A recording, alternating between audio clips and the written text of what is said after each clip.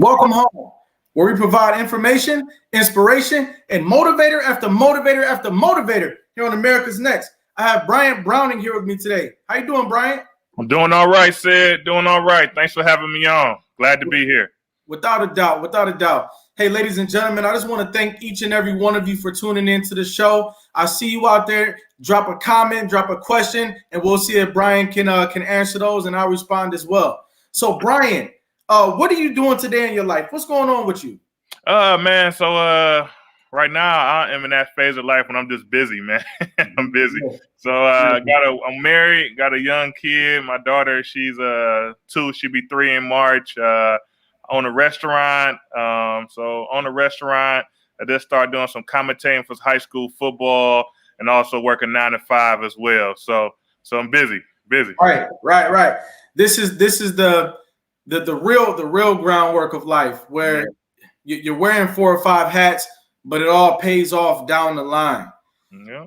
You're the type of man who's making plans for when you turn 60 and 70 years old. Right. And those plans is to be less busy. Absolutely. Right. So you kind of put the groundwork in, so one day, I can live that, what they say, that American dream, and retire one day. Exactly. Yeah. Busy now, so you don't have to be busy later. Yeah. That's for sure. Where did it all start for you? Where were you born? So I'm from Cleveland, Ohio. I'm from the east side of Cleveland, inner city Cleveland. If anyone from Cleveland, everybody, if you're from Cleveland, you know the street St. Clair. I'm from 110th and St. Clair on the east side. Grew up in the Glenville community, proud community that is predominantly Black. A lot of people right now, is having the struggles, more or less. There's a lot of crime, a lot of drugs, and all that kind of stuff in the community as well. But I'm definitely proud to be from there, for sure. Absolutely. Mm. What are some of the things that make you proud of being from the east side of Cleveland? Can you talk about a few of the factors that make you proud to be from the east side of Cleveland? Yeah, some of those factors for me, I think the first thing that kind of just pop out in my mind is being tough, and I'm not just talking about like physical tough, being able to fight someone, but I mean like mentally tough. Like, you have a lot of people that's not really, have not thinking that you're going to be much in life.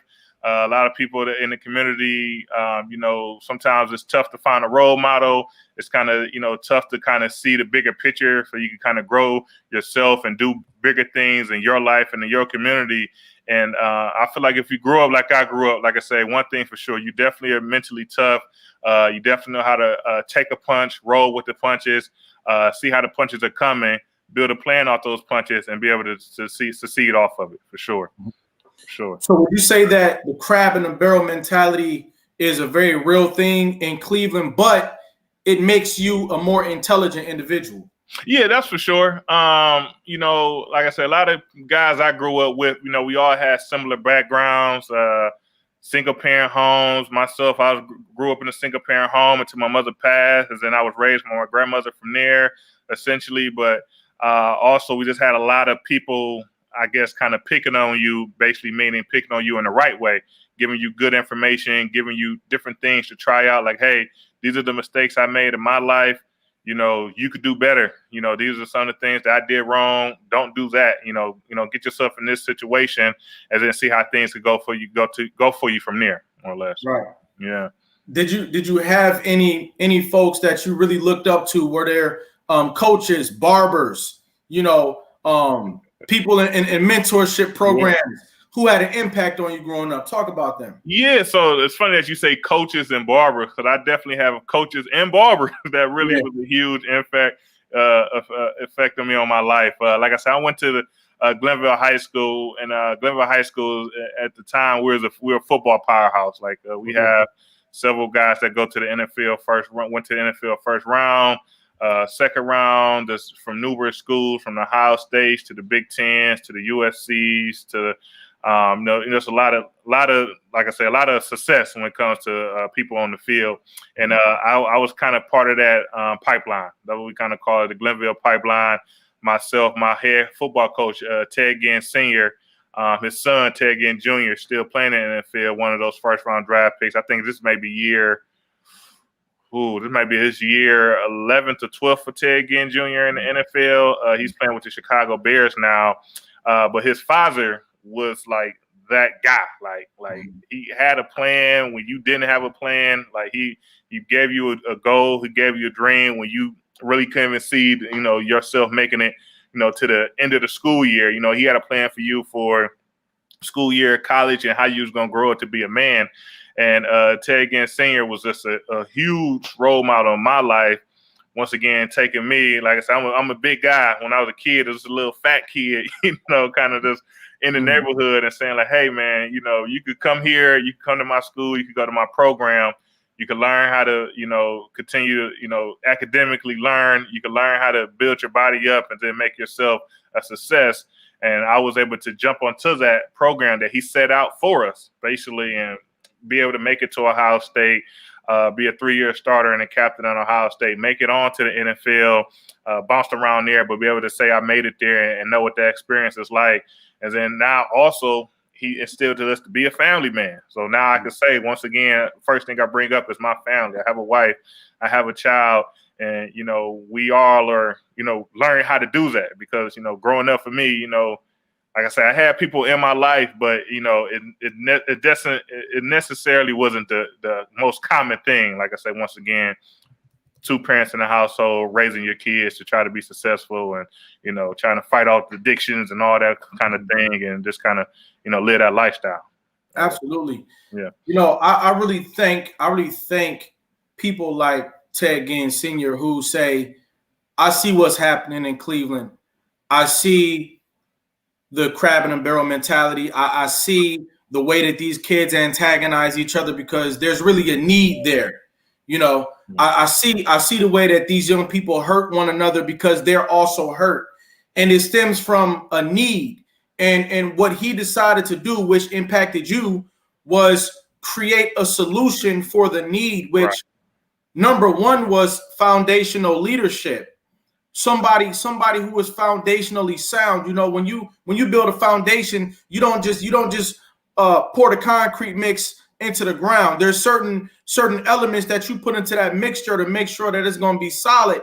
And what he decided to do was create a pipeline out of that.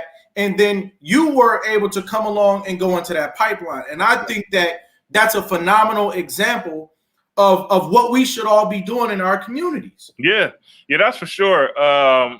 Like I say, Coach Ginn is like, he's just like, you hope that in your life you could affect a handful of people the way he had affected now at this time probably thousands of kids. Once again, like I say, like when we was in school, like, we'd take bus trips. So we'd take the whole team and we'd go to like a big school like Ohio State or Michigan State. And essentially a lot of kids, like I say, now my time, like I said, we did have some guys that did have the ability to actually go to these schools and perform, but some guys didn't. It's high school. Most guys is not going to play on the next level. And you would ask and you would talk again. You say, well, why even waste your time even bringing, like, why bring a whole bus with only maybe 4 or 5 guys that even has the ability? And he would say, just for the experience. They need to know that this is out here. Like, they need to know that, even though your community may be, not thriving at the time, but you need to know that if you could drive an hour and a half south and you have all this stuff and all this stuff is going on and that the world is much bigger than your community. Obviously, he's in the community doing the work and helping out and giving kids those experience. But at the same time, if you don't know what's there, you don't know what's there. Like, I think it's like sometimes you hear the example, or you maybe watch TV or something. You'll hear a kid that's like you basically say a bad neighborhood growing up, and they'll say something like, "Yeah, I've never been downtown," or you stay. Right. I think in the show The Chi, most people watch The Chi. There's a character in The Chi was like, "Yeah, I never seen the lake," and the Chicago's on the lake, and you're just like, you never seen the water, and you on the lake. So that kind of mindset, and a lot of kids go through that where you just never know what's so close to you, what's in your own city, let alone what's on the next level when it start talking about university. So that was something he was big in. Just, okay, everyone's not gonna be able to play here, but know it exists. Know that Absolutely. know that it's a possibility that maybe you don't come for football, but maybe you come academically, or maybe you go get your undergrad somewhere, and you can come here and post grad and do some work there. And just know that this stuff exists. There's no just people out here doing these things, and you don't have to do the common thing, or not. I'm not gonna say the common, but the be stuck in the community, maybe doing something you don't supposed to be doing. Right. Involved Well, with drugs, gangs, violence, things of that nature. So a real big piece of it is that people don't know how to grow up. yeah. You just don't know how. And to your point, you don't know what you don't know. Mm-hmm. So when somebody knows how to be an effective adult and they want to pass that on to you, it's really one of the greatest opportunities in the world. Even if you're not going to be the elite product that they're developing, just to be a part of the culture. So like when I was talking about when you put those different ingredients into the cement, everybody's not going to be the main ingredient. But when they all come together, I mean, it must have made for some awesome conversations inside your locker room, though. Yeah, that's for sure. That's for sure. Like I say, our Coach Gann is just like, he's just the statue of a man. Like, try to be this guy if you can, because this is what he used to give on a daily basis. And once again, we play football, so we're trying to get football scholarships, but he came to us with life every day. Like, hey, this is life. Life goes like this. This is happening. You could make it here, you cannot make it here, but understand that you all could go out, find a job, become a productive citizen, pay your taxes, and raise a family. It's not all millionaires out in the world. Everyone's not going to make it to do that, but everyone could find somewhere, get a skill, get a trade, get a degree, and go out and be a productive citizen, and be able to take care of a family, and be able to do that. And that's what he preached to us on a daily basis. Yeah, some of our guys could do this, but some of us not. So we got a plan for you as well, and it's not turning over to the corner. It's do this, and then you could get somewhere in life for sure. Oh yeah. Sure. We have to and we also have to take the baton. We also have to take the torch and in turn do the same thing for the next generation. It's now upon us to build men and to build women. There's no woman on our show right now, but I also want to acknowledge them as well. Right. And so, that's absolutely key. Now, who were you? Who were you before you got involved in the Glenville football pipeline? So growing up to me, like I say, I was so basically, I guess start from the beginning. So it's me. I got one older brother. Me and him is like really close. He went through that same pipeline. He ended up going to Georgetown University, playing football for Georgetown in Washington D.C. And now he's an IT consultant. And we also, so it was my mom and dad. They got divorced when I was young. So I think they officially got divorced when I was like maybe 6.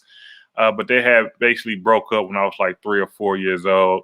Both of them struggled with addiction, crack cocaine addiction, struggled with that. So my father was kind of always in and out of jail. My mother was always struggling, like I said, with addiction, but she did, do what she can to try to take care of myself and my brother. We did that, and then so it basically was us 3. My father was out of the household growing up since around 5 or 6, was out of the household. And then in 2000, I was 12 years old. My mother passed suddenly with a heart condition. From there, her mother, my grandmother, she kind of stepped into our lives. Basically moved into the house that we were staying in, moved into the home to try to keep things steady for us. And then from there, my brother. So in the year 2000. I was in the 6th grade going to the 7th. My brother was in the 9th grade going to the 10th. So he transferred over to Glenville High School to start his football career. And I was going to Franklin D. Roosevelt, which is like a middle school that feeds into the high school, walking distance around the corner from Glenville. And that's kind of 7th grade. That's when I kind of started my career in athletics, and from there. I'm sorry. I also just want to throw one more thing out there real quick about my mother, because I talk about athletics a lot, and that's kind of like I guess a rare success. But my mother, like I said, she had her problems and her addictions and things of that nature, but she always instilled in me and my brother academics. So we was honor roll students from forever, elementary school, middle school forever. We was always honor roll students. And that's something that she took very seriously. That's before I even, picked up a ball more or less or start getting into my athletics. So, let's definitely appreciate the mothers and fathers out there who might not be the best version of themselves that they could possibly be, but they still take it upon themselves to teach you the most important thing that they think that you're going to need to know in order for you to be successful. Right. So even though I might be drinking or drugging, I need you to know the importance of academics and the importance of seeing a success through school. And that foundational lesson right there really carried you through your whole life, because it's funny how you would become a football player, but in order to be a football player, you have to be eligible to get on the field. Oh, you're right. That's for sure. Like I say, and it always came first. So it got to a point where I would say, like, the schooling side of things, me making decent grades, good to decent grades, that kind of was natural and easy. Like, I was like the simple, like, okay, I know how to do this.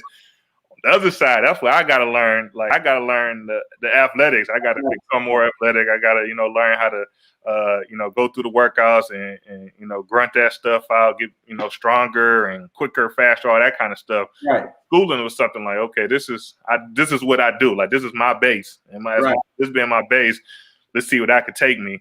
Right. And, if any parents out there with young kids that are listening, or any student athletes or watching, like, do the school first, man. Like I say, the scholarships, that all that kind of stuff, to making it to the next level. It all stems from the school. Like, you could be the best athlete, but if you're not eligible, no one could watch you. If you are missing, you get an F and you can't play a season, or you get you missing games here or there. Like, who knows what's the game that the recruiter is going to be there to kind of, try to look for some athletes, or, and they come and look at transcripts. If you're not eligible and get into college, I feel, it's not easy to get to any school, let alone school. So, you're making a great point. What it sounds like you're saying, because I wasn't a football star, but I'm very familiar with everything that you're talking about right now. Mm-hmm. And what you're saying is, you might have it all together for the first quarter, and you're feeling like, I'm doing great, I got this in the bag, it's done, I'm out of here. Mm-hmm. Right? But then when it gets to the second quarter, you don't do as well. And in that second quarter, you can have a scout come out of nowhere saying, hey, where's Bryant Browning at? Where's he at? Right. And you just got a fresh report card, and it makes you ineligible. So now you just ruined the chance you could have had. Exactly. Right, exactly. And, like, I mean, it happens so often. Like, there's so many players that are essentially neighborhood stars, and there's a reason that they're a neighborhood star, because they never got out the neighborhood. And it's usually back to schooling. Like, this guy has the ability night and day, but I can't get him on campus, and it always kind of starts there. And if I can't get him on campus, then, what's my point? I might as well go on to the next guy. Like, look at the next guy on the team, look at somebody he's playing against, because, there's no need for me to butt my head against the wall. There's so many athletes, you got to do something to kind of make yourself different, stand out apart. And one of the best things to do is just academics. If you got the grades for it, that is your backup plan. That is the plan. Do that, and then go on from there. That's what I always would say to that, for sure. There's obviously hundreds of kids in the city of Cleveland. I would say thousands, but to make it just that much more realistic, hundreds of kids whose lives can be changed if they decide to listen to that coach in the hallway saying, hey, come here, son, you could be so much more if you just apply yourself to this program. And young people, they walk past this man or this woman year after year because maybe they're scared to take him up on what he's talking about. Mm-hmm. But you're an example that, when somebody is really giving you a chance to be a part of a program that can make you better, that you really can make your life a better situation, and you can make it out of the city, quote unquote. Yeah. Now, what I would like for you to talk to us about is, how did you maintain the balance between academics, school, and personal life. Because it's that balance right there. That triangle is what we don't know how to manage. That triangle right there, but you managed to do it. So can you talk to young people out there? They might be a high school junior, high school senior, not even in a football program yet. Talk to them about managing that triangle. It's definitely it's definitely tough. I mean, it's not easy. Sometimes, a lot of times when things are going on, when it comes to that triangle, like you say, personal life, school, academics, and then athletics, is get trying, but you kind of got to love the process. Because it's not easy. It's not easy on any level. I think a lot of people who play sports in college, no matter if it's football, who I would say, like I did football, so I know how grueling that schedule is. But if you do any sports, and when it comes to college and on that level, especially if you're on a scholarship, like you talking about basically doing work from, you usually wake up about 6 or 7. You have study table, you have either some type of training to do, lift weights or something of the nature. Then you usually have class in the middle of the day. Then you end the day with practice. And after practice, you kind of go back to a study table type of deal before you go to bed for the night. And you just kind of do that same routine for essentially, usually when I used to count the weeks in college, I used to say you usually get about maybe 6 weeks off an entire year. I mean, just like off. Mm-hmm. Other than that, you kind of in that routine. Study table, workouts, some type of practice, more study table, go to sleep. And you do that for essentially at least until like the coaches feel like you can handle it. And it's usually not until like your junior, senior year. So you're looking at 2 or 3 years. Like maybe when you get older, you kind of drop off some of the mandatory studying because they feel like, okay, we could trust him to do his schoolwork from here. But, the workouts and the practice and some of the other stuff, it's never missed. And it's at least 13, 14-hour days when you're in college. When you're in high school, obviously, like I say, things is not nowhere near as strict. So, you usually have some type of training session, practice, and then, you kind of do schoolwork on your own. I don't know too many. I mean, now, actually, it probably is a lot of schools out there that have like this mandatory study session, but usually you kind of, on your own when it comes to studying and things of that nature. But you kind of have to, what I really want to say is really come up with a plan to be great at all, basically when it comes to your schooling and athletics. I mean, I feel like the best way to try to measure it is just like to kind of just be the best around, right? And after you're the best around here, then find another group to be better than them. So if you're the best athlete in your school, okay, now you try to be the best athlete in your conference, and then after you do that, try to be the best athlete in your state, and then that kind of tends to kind of keep you going up. Myself, offensive lineman, so I feel like my freshman year in high school was my first year playing contact football. So only real football played before that was a flag football. In middle school, we don't have a middle school football in Cleveland. All you have is like the bantamweight, pee-wee football type of deal. You had weight limits. I never could perform because I'm a big guy now. I was a big kid, so I never could do it. But when I went to high school, I set 2 goals for myself freshman year. I wanted to be starting as a sophomore in the football field, and then also as a freshman. When I was a freshman, my brother was a senior. My brother graduated number 3 in his class. I wanted to be valedictorian, so I want to beat him. Like he was graduated number 3, I want to be number 1. And I kind of set those goals for myself, kind of to myself. Going into high school. Now, if you're listening, I'm gonna say write those goals down, to kind of keep up with them. But like I said, going to high school, I haven't really heard too much of writing down goals at that time. But that was my plan. Right. So that was kind of 2 things. I figured if I could do these things, I'll be okay. Valedictorian, starting as a sophomore in football. Start off, so obviously valedictorian. That's a 4-year plan. In the freshman year, I think I was maybe 2 or 3 in my class. So I just kept working on it. I did eventually graduate high school valedictorian, number 1 in my class, right? Football. Oh, okay. Yeah, I did. Hey, hold up.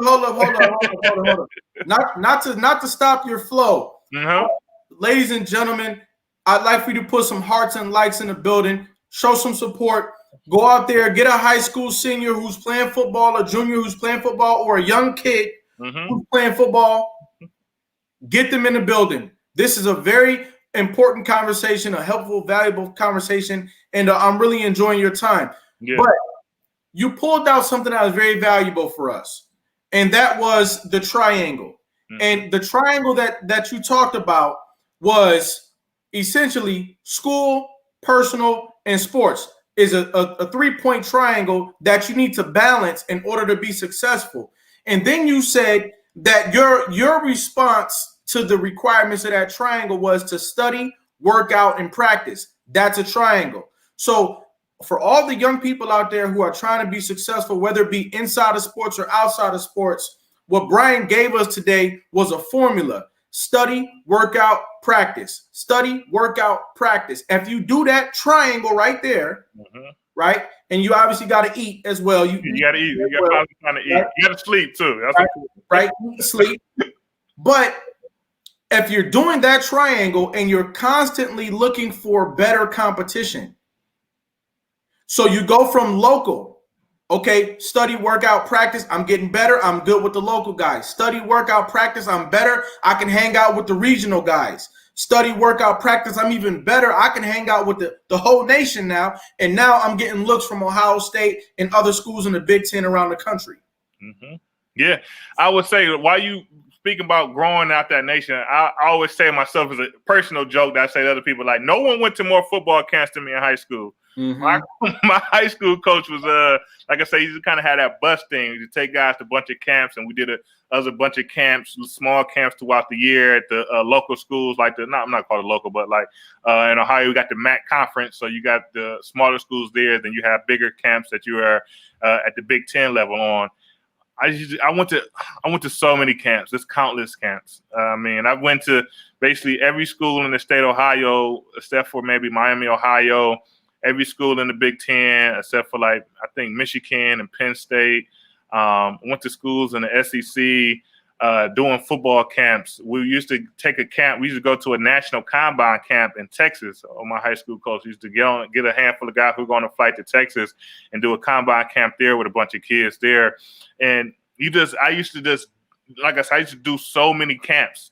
My whole summer was football camps, going to camp here for a day, going to camp here for a couple of days.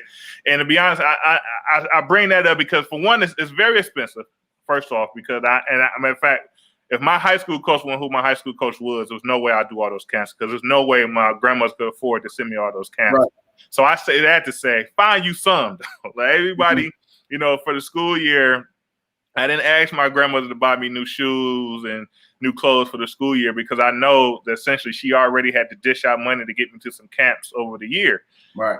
So I say that to say, like, if you really want to do it, do it. You got to get around the next level. You got to be able to get around better coaches, instructors to kind of teach you the next things.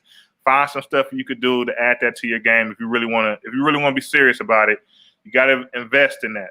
Sometimes it's going to take missing a video game, maybe not for the Madden to come out. You got to spend the money at a day camp at Bowling Green or something like that. But you kind of have to get out there. So first of all, you can learn that instructor. Your high school coach might be one thing, but the college coaches is the next thing. And then also once you get to the college, going to the pros, it's another thing from there. So you got to get around that instructor and learn what they want to see, learn the things that they're trying to teach you if you really want to be serious about it to go to that next level. So sure. And then you said that you graduated in a really, really high level. Did you say valedictorian? Valedictorian, right. So I graduated #1 in my high school class. And essentially, the biggest reason I feel like that I really was able to accomplish that was really I had set that goal before other people set that goal for themselves. So like I say, freshman year, I knew that was something I really wanted to do. I really wanted to, succeed there. So every class, I'm trying to, get the best grade possible. I'm trying to get an A every class. What do I need to do? What I need to study? What I need to learn? Who I need to talk to? Sometimes when it comes to schooling, it's building a rapport with the teacher, that knowing that's what you expect, is to get that high grade out the class. And I set that goal for myself and able to kind of just keep plucking away, and was able to eventually succeed at that goal. So absolutely. Ladies and gentlemen, we're talking to Bryant Browning. If you haven't already, get somebody else into the building for this conversation. We've got a lot more to talk about in our next segment. So you guys just sit back and stay tuned.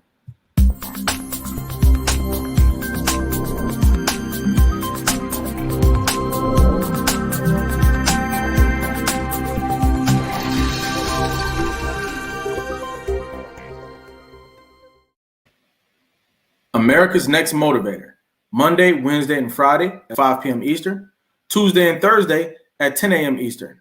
America's Next Motivator, hosted by me, Cedric Riley, and sponsored by the Pride Empowerment Network.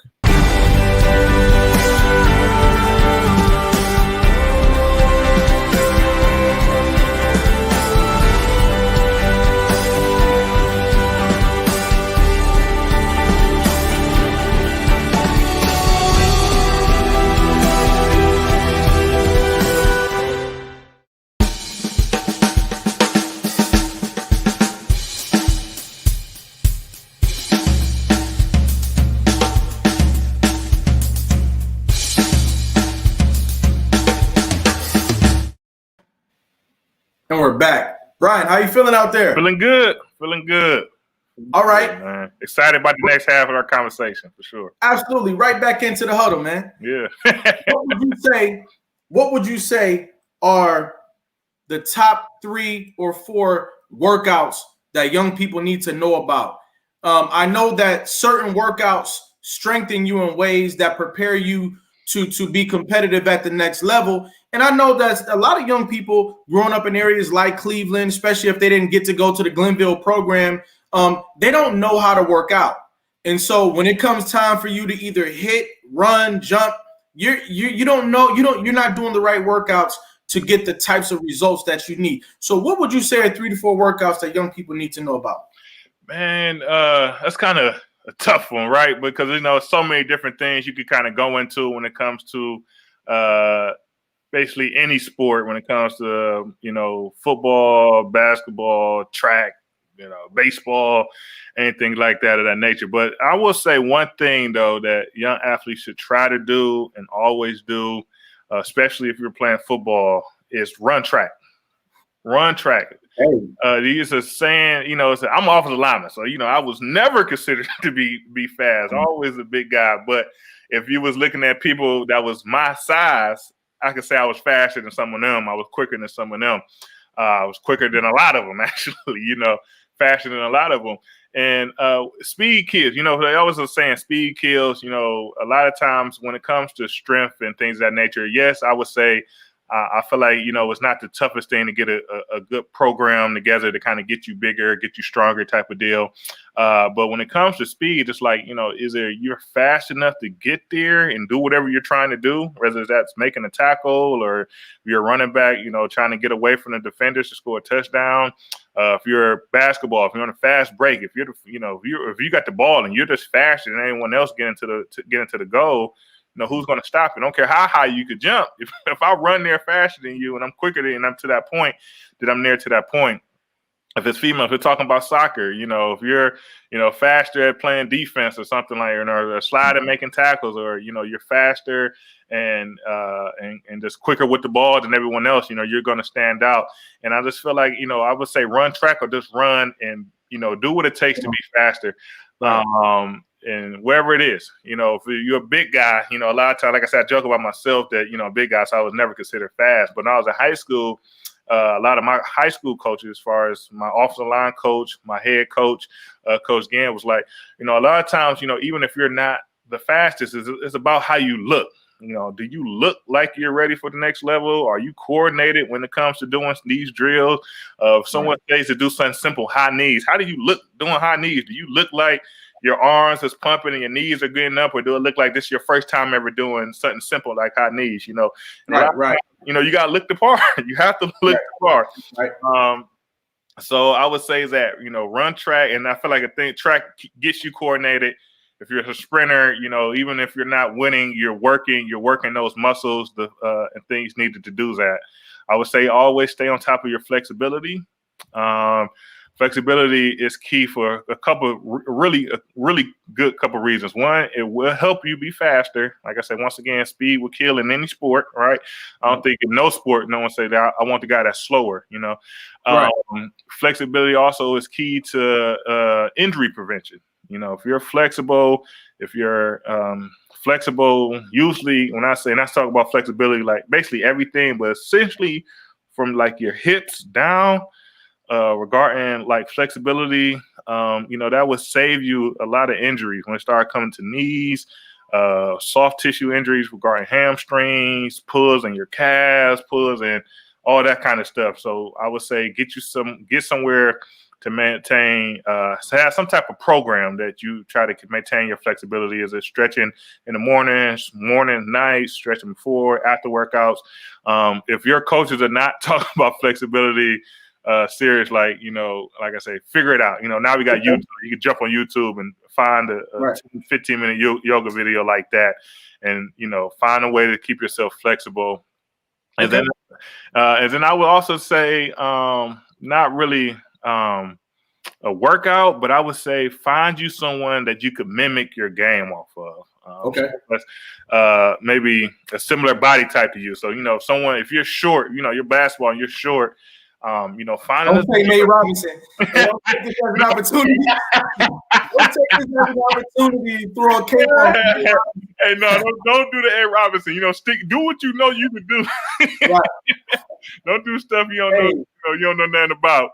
But find someone you can mimic your game off of. This is whatever it is. This person is similar to me, or I feel like they could do this one thing, and I know I can do that one thing as well. And this person's on the next level. So, watch them. Find some way to watch them. Do the things that they do. If they take these steps, or if they're teaching something, or that they go to these type of classes, do those things as well. Like I said, but right now, stuff is always evolving. So, like I said, it's easy for me to say, like, you should squat a lot and bench press a lot. But I feel like, most people know that. You got to lift weights, those type of things.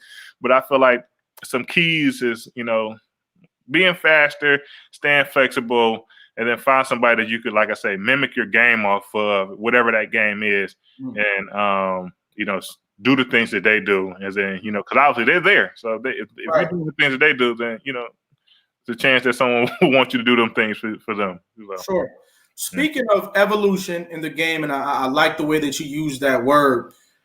Have you noticed a bigger need for mental health exercises as we look at competitive sports, and as we look at the pinnacle of those sports, which might be college level sports, right? But a successful transition back into normal life, right? Where you need to be mentally stable in order to build a family. You need to be mentally stable in order to be a good steward in the community. So can you talk about the importance and the need for mental health exercises along the way? Yeah, like you say, that is huge right now, right? I mean, I feel like more people are speaking about mental health now more than ever.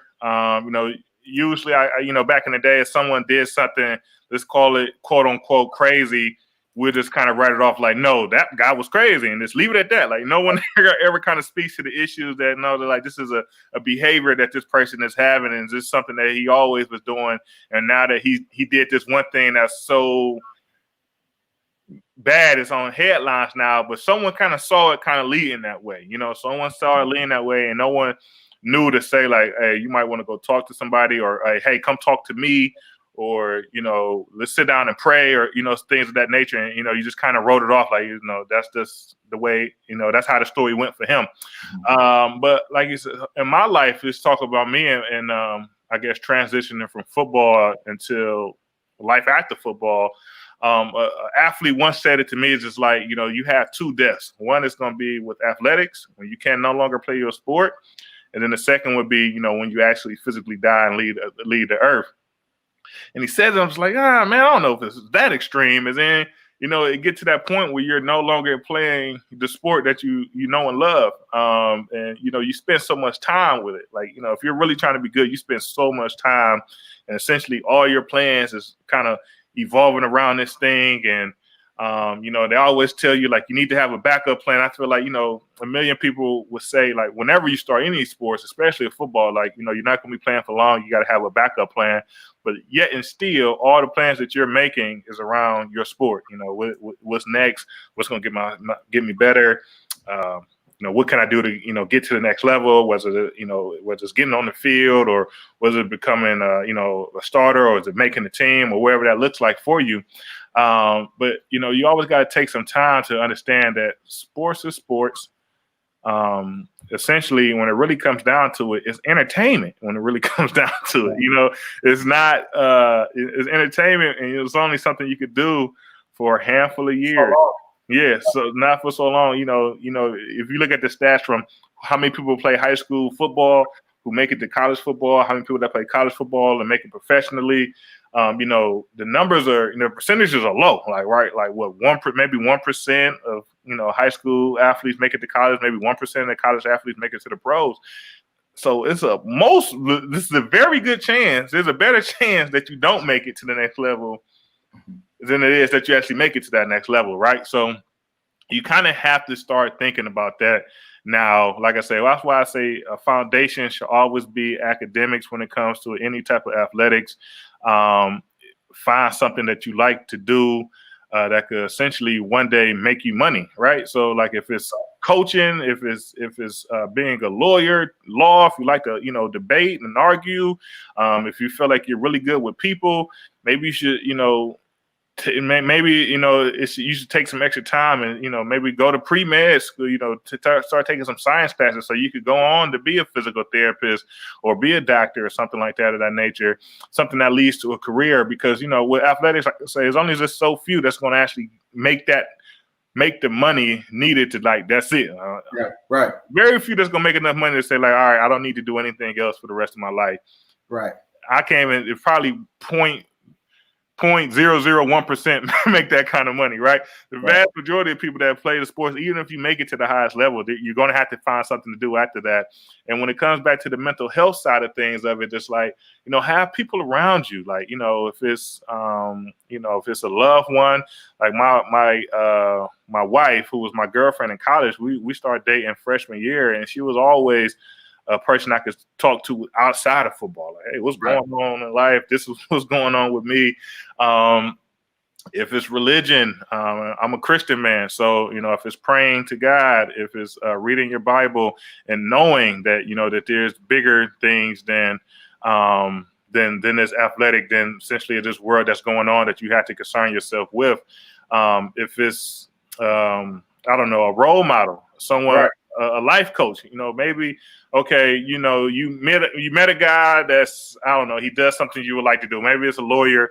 You know, this guy, he's a successful lawyer, and you maybe one day you want to get into law. You know, I mean, you ain't even took the course, but you just know that this guy is successful in the business world. So, you know, make that connection. Give out, you know, reach out. I feel like most times, even in myself, in my life, especially when I'm speaking to older guys, like, don't be afraid to make that connection with people, man. Most people would give you everything that they did right or wrong in their life to be successful. But a lot of times they're just waiting because a lot of times, even though you know it, you don't want to put it on somebody because you're like, this person don't care about that. They don't, you know, they don't care about what they're doing. But if you really care, let them know you care and ask those questions, because most of the time people would give you everything you need, and to be successful in it or not to be successful in it. But, you know, you just got to ask the questions and make those connections and stick with them. Pick somebody there.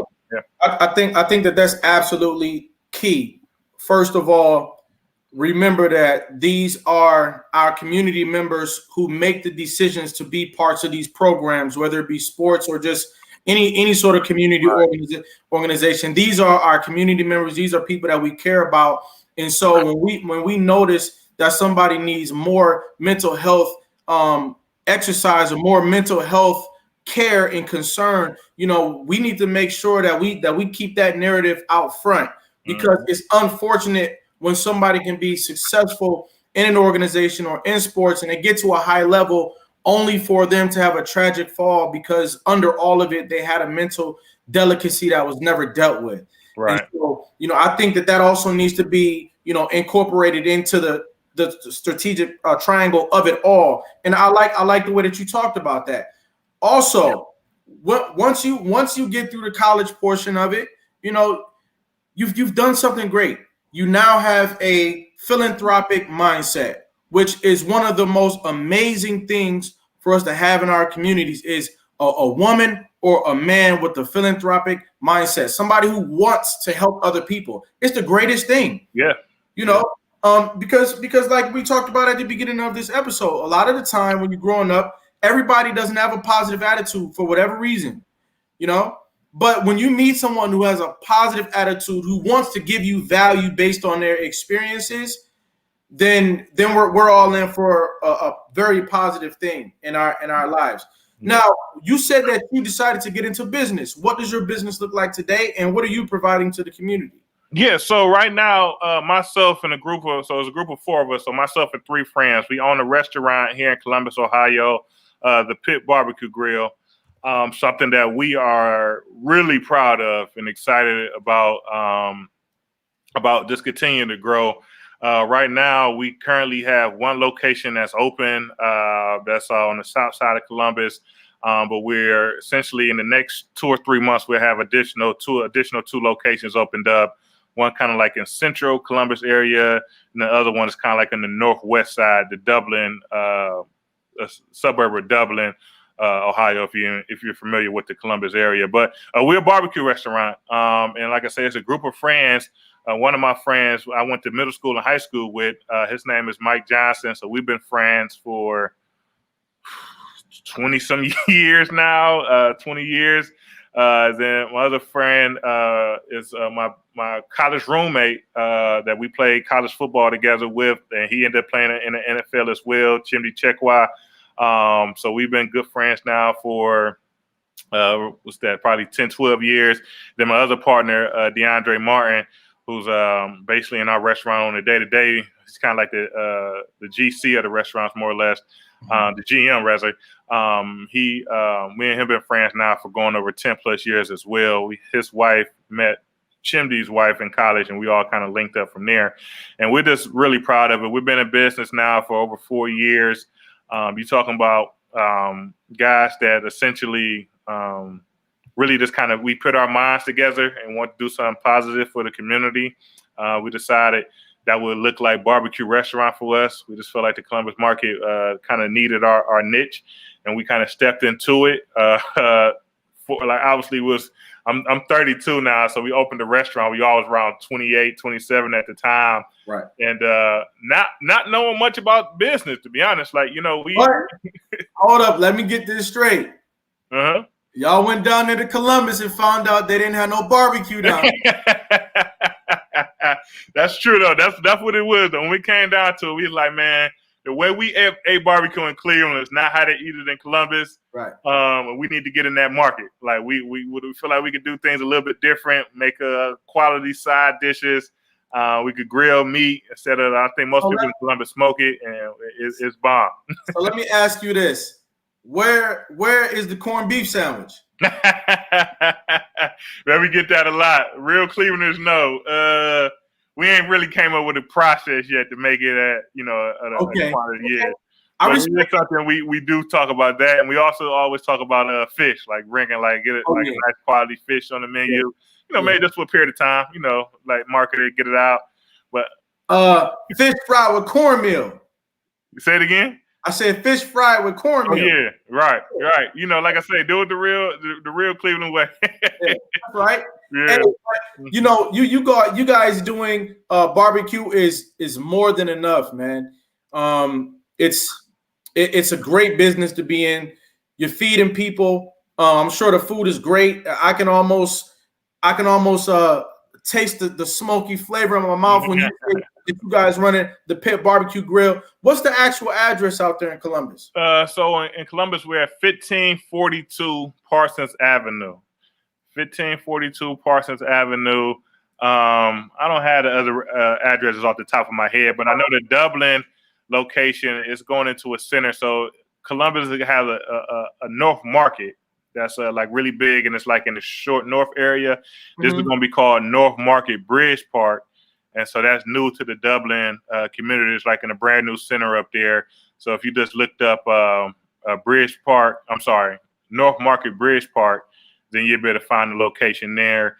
But that's going to be that's really a site and a new look for us and new everything. But we're really excited about being a part of that process and opening up out there. So that's phenomenal. That's phenomenal. Yeah. Now, talk to us as we round third base here about how having a family has really made you, happy with your life. How has having a family continue to make your life a more beautiful thing after college? Yeah. So, like I say, just kind of just going right back to my high school coach, right? Like I say, that's something he preached every day is, being able to have a family and be able to maintain it. I feel like a lot of times with people in our community, I want to say men in our community, a lot of times they're not really around really just due to the fact that they feel like they don't have anything to give. They don't have the income coming in in any type of steady manner.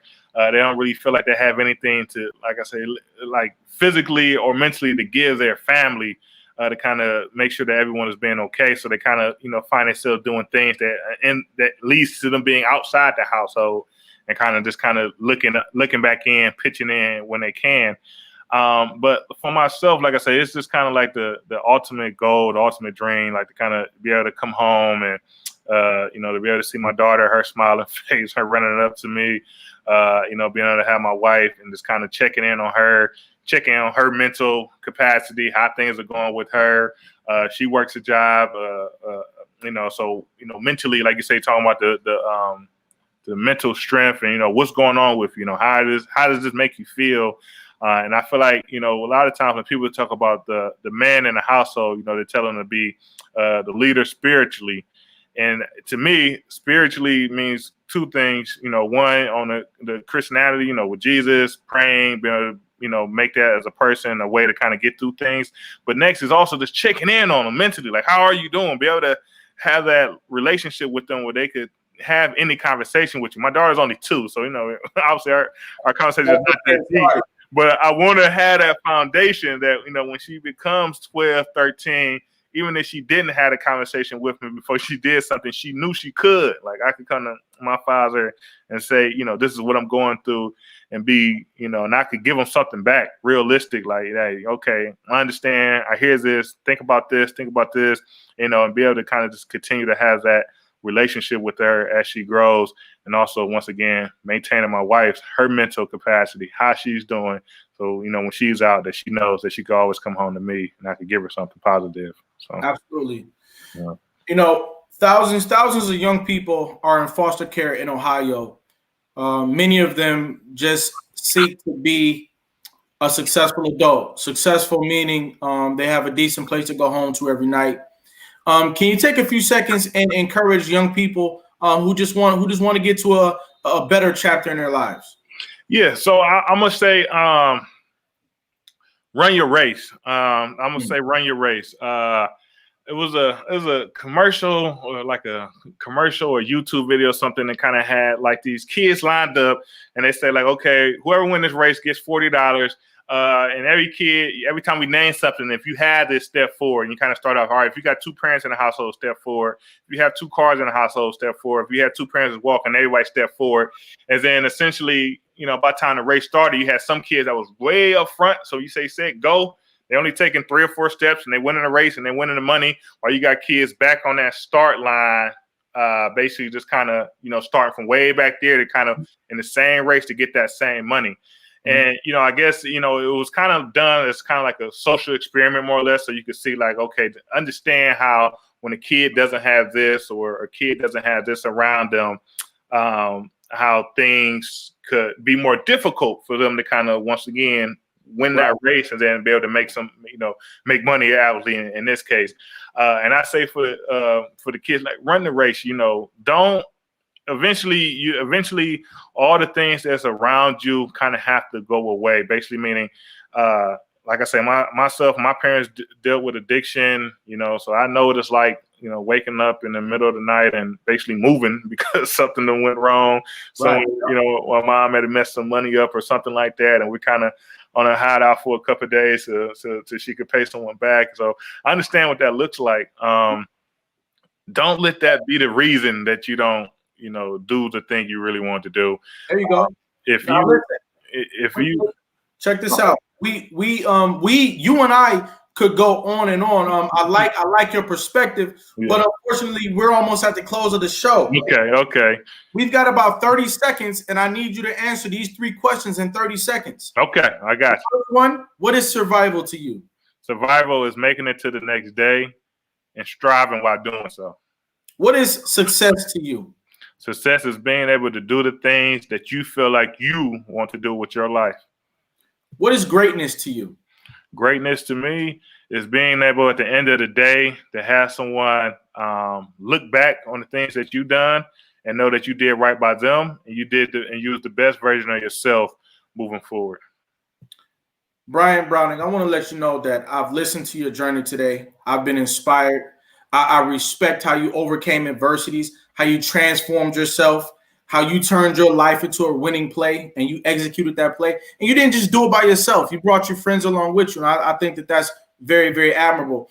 I want to let you know that I'm putting some respect in your name while you're still living.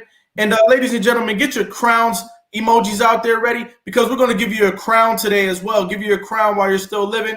Appreciate Let the world know that you, Bryant Browning, are America's next motivator. Thanks, Ed. Thank you. Very welcome. Thanks for stopping by today, all right? Appreciate it, man. Thanks for having me on. This was You're great. welcome. Talk to you soon, all right? Ladies and gentlemen, there you have it. Each and every episode of America's Next Motivator is going to have something here for you. All you've got to do, just like you did today, is stop by and pick it up.